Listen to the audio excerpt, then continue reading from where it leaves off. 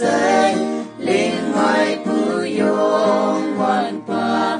kata như ha ayen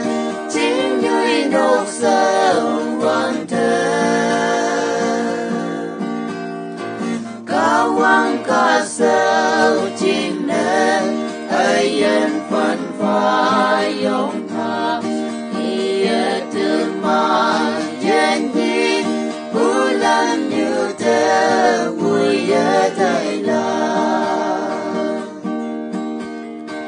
Dali sai la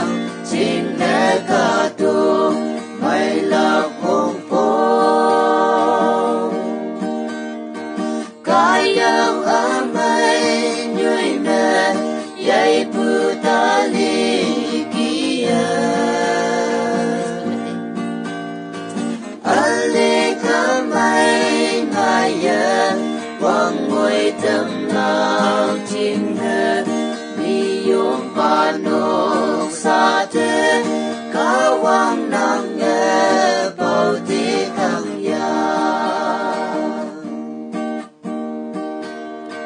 chính sư về bên lan thế sẽ lưu pu yem chính tư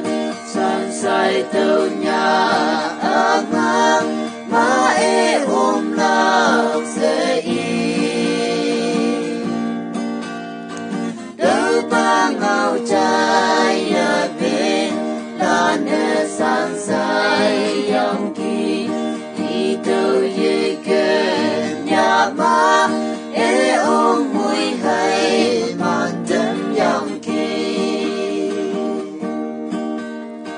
Dali sai la chính để ca tu mày là phong yang amai nyui me yai putali kia ali kamai